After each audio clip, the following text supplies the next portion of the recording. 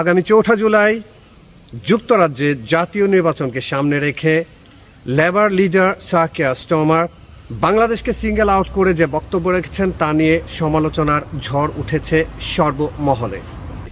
ওনার বক্তব্যের প্রতিক্রিয়া ব্যক্ত করতে যে স্কটল্যান্ডের former first minister Alba party leader Alex Salmond বলেন, Keir Starmer should think shame on himself.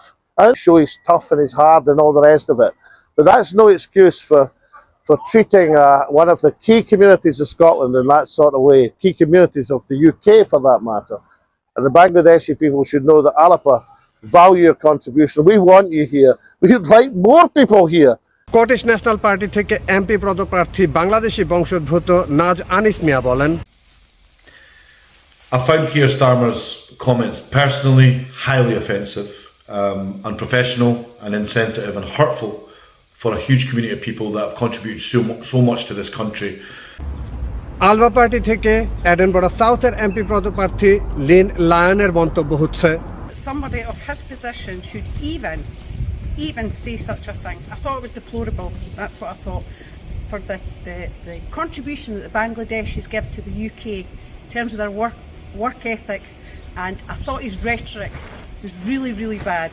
Conservative পার্টির সমর্থক জনাব নুনু মিয়া তার প্রতিক্রিয়া ব্যক্ত করতে গিয়ে বলেন, আমি কিয়ার স্টারমারের এই বক্তব্যের তীব্র নিন্দা জানাচ্ছি এবং আমি মনে করি কোনো রাজনৈতিক দলেরই নেতাকর্মীদের এই ধরনের বক্তব্য দেওয়া মোটেই সমীচীন নয়।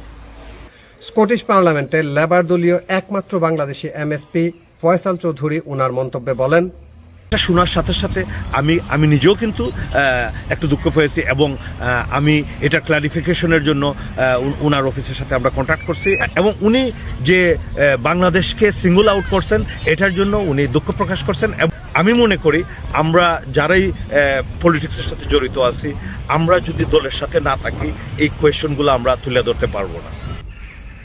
Assam Miran, EBS community news, এডেনবরা।